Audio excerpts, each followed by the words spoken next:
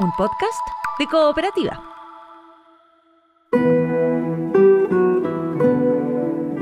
Este es un podcast sobre historias que suceden delante y detrás de la pantalla, sobre las personas que hacen películas, las personas que las ven y las personas que las sueñan.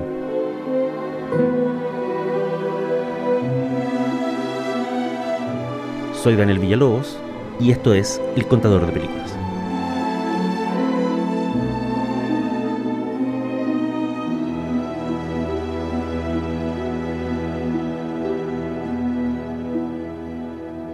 Esto es El Contador de Películas y la historia de hoy se llama Tom Stoppard y la otra orilla.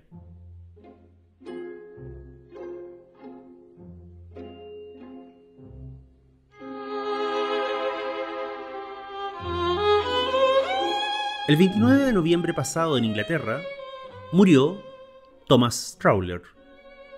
Ese fue el nombre con el que le bautizaron en su natal Checoslovaquia en 1937. Para el resto del mundo, desde los 8 años de edad, Thomas fue conocido como Tom Stoppard. Stoppard fue el apellido que Tom y su hermano Petro adquirieron cuando su madre se casó en segundas nupcias con un oficial británico llamado Kenneth Stoppard. Kenneth era un hombre tan orgulloso de pertenecer al imperio que durante una discusión con el pequeño Thomas le gritó: «¿Es que no te das cuenta? Al darte mi apellido te hice inglés». Stoppard nunca se refirió en detalle a este incidente, pero la frase no es menor. Una palabra, Stoppard, era capaz de quitarle su vida y regalarle otra. Thomas Strauler había sido borrado de los anales, ahora solo quedaba Tom Stoppard. ¿Y qué fue del padre real de los niños Stoppard? El doctor Eugene Straussler vivía en Zlín, el entonces llamada Checoslovaquia, a mediados de los años 30.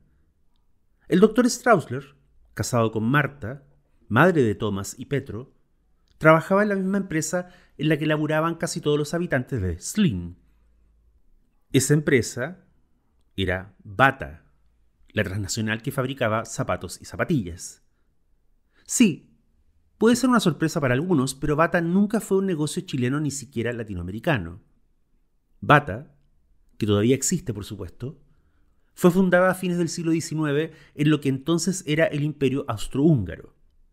Y fue Jan Antonín Bata, hermanastro del fundador de la empresa, a quien le tocó dirigir la fábrica en los tumultuosos años previos al estallido de la Segunda Guerra Mundial. Eugene y Marta eran judíos.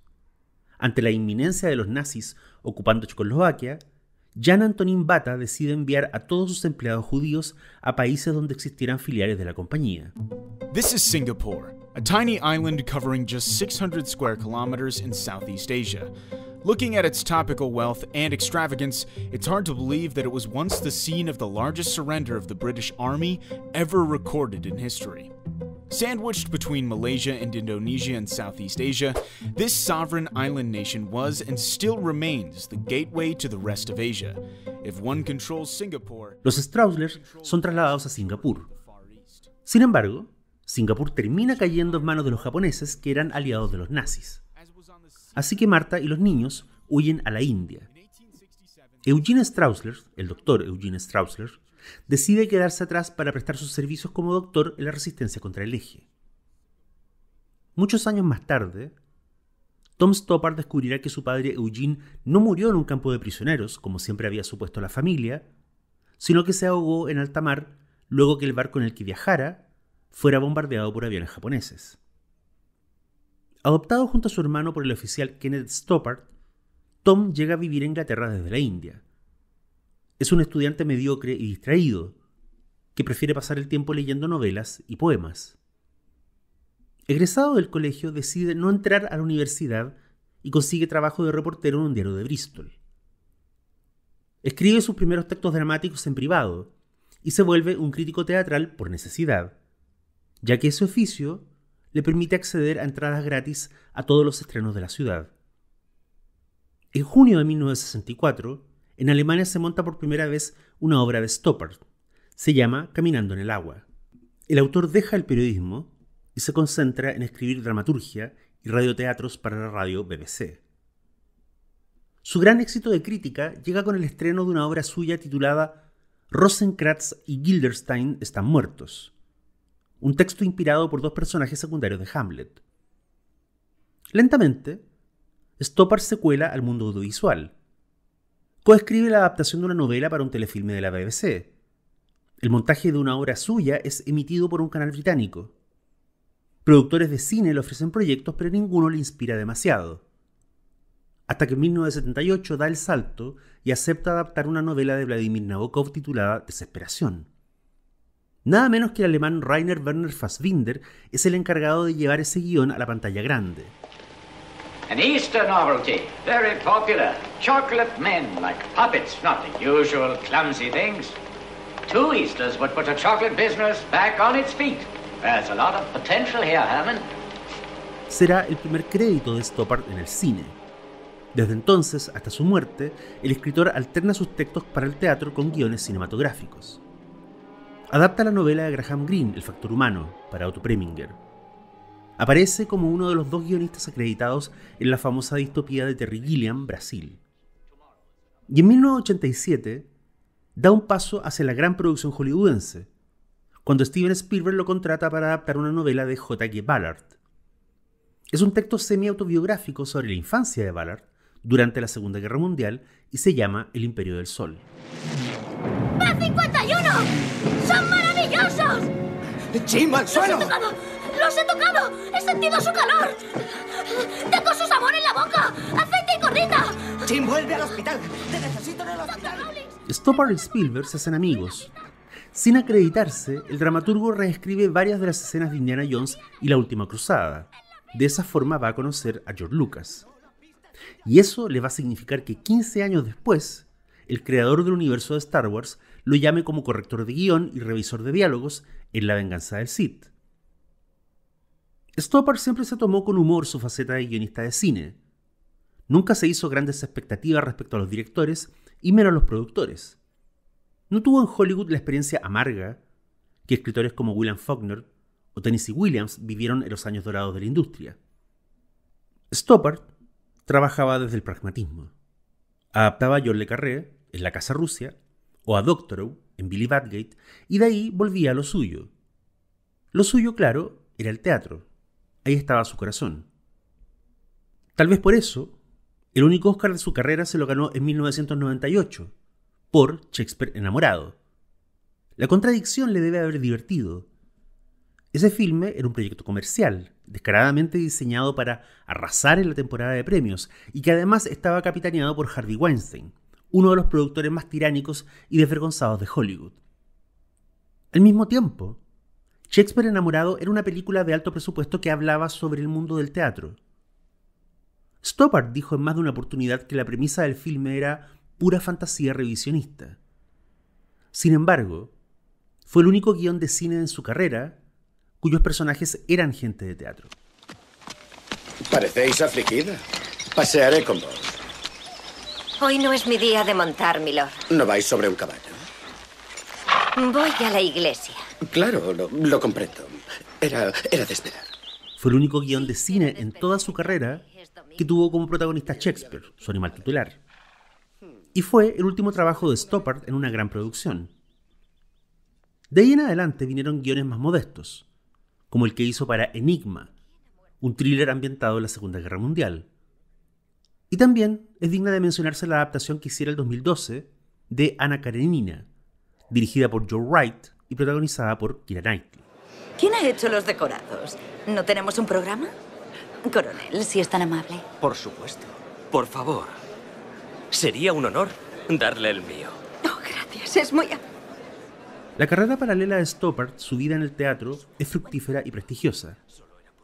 Ganó un cerro de premios, influyó en dramaturgos más jóvenes y se volvió un referente obligado en el mundo teatral tanto europeo como estadounidense. ¿Cuáles fueron los temas del Stoppard dramaturgo?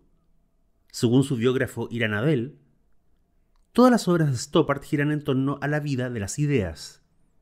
Sus textos analizan o dramatizan aquellos actos que son inspirados por ideas. Esos actos pueden ser un divorcio, la elección de un oficio o el inicio de una revolución. En 1968, durante una entrevista, Stoppard habló de un proyecto soñado. Me interesa, dijo, escribir algo que conmemore los 50 años de la Revolución Rusa. Me gustaría escribir sobre un adorable grupo de octogenarios que vive en una casita en Bayswater, que es gente que debió huir de Rusia en 1917 y que se ha pasado todas estas décadas esperando que la Unión Soviética colapse para poder volver a casa. Stoppard nunca escribió esa obra.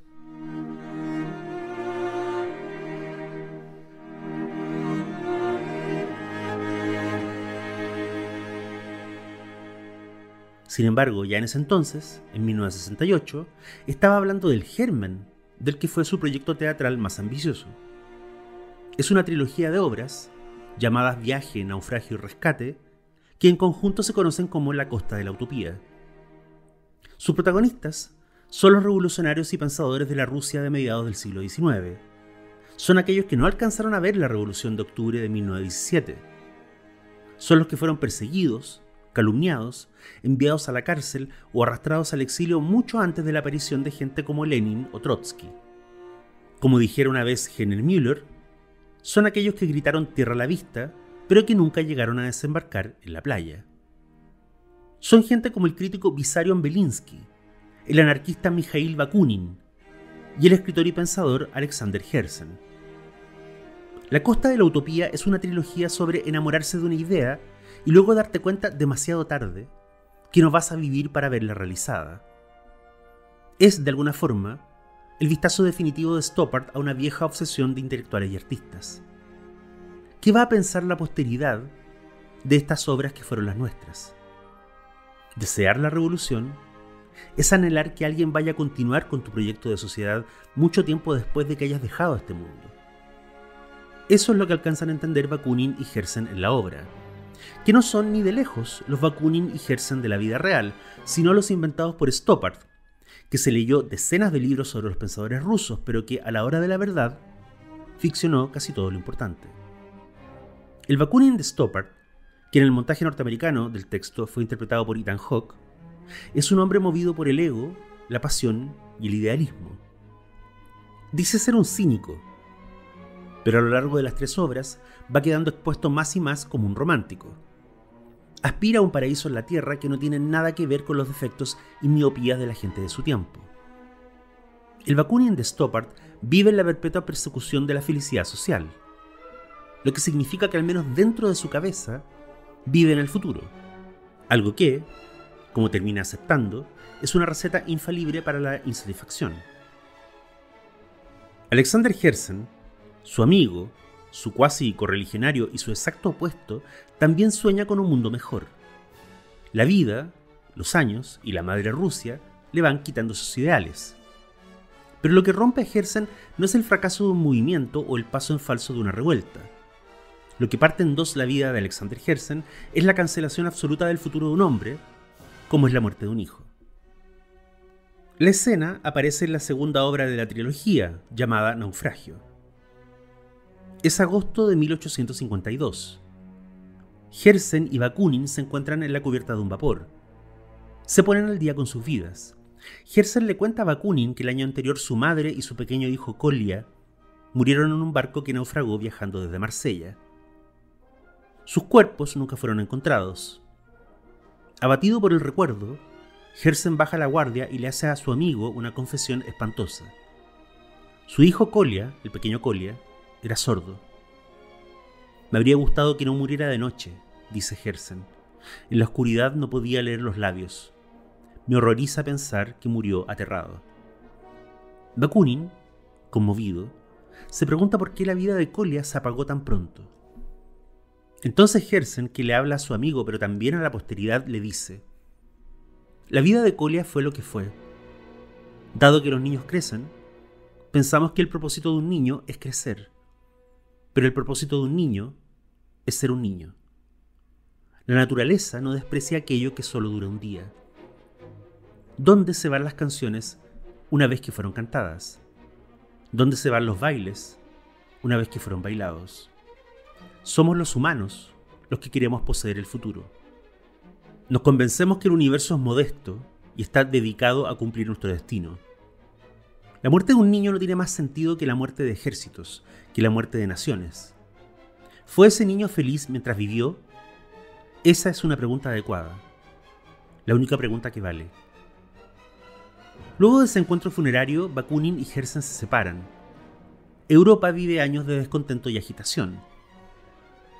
La escena que nos interesa en este punto sucede en la mitad de la tercera obra de la trilogía, llamada Rescate.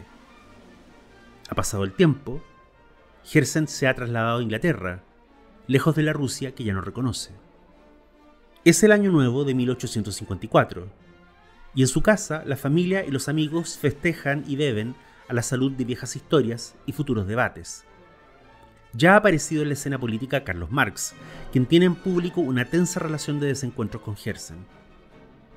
Durante la fiesta, un poco melancólico y algo borracho, llama a Sacha, su otro hijo varón. Delante de todos, como quien entrega la espada de Arturo, Herzen pone en sus manos un volumen y le dice: Sacha, este es un libro que escribí en el año de la Revolución, 6 años atrás. Lo titulé Desde la otra orilla. Solo se publicó en alemán entonces, pero aquí lo tienes en ruso, que es el idioma en el que lo escribí.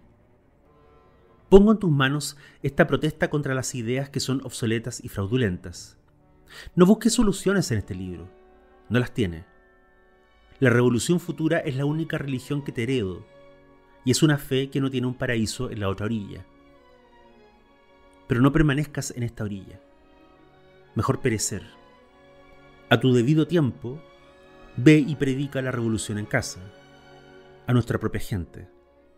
Alguna vez ellos amaron mi voz y tal vez me recuerdan. El que está hablando ahí es Herzen, pero bien podría ser Stoppard. Y La Costa de la Utopía es una saga sobre pensadores y revolucionarios rusos, pero bien podría ser leída como una historia sobre escritores.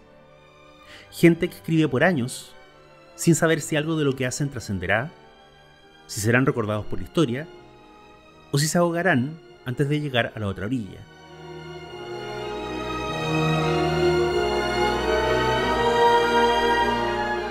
Soy Daniel Villalobos, y esto es El Contador de Películas. Hasta la próxima.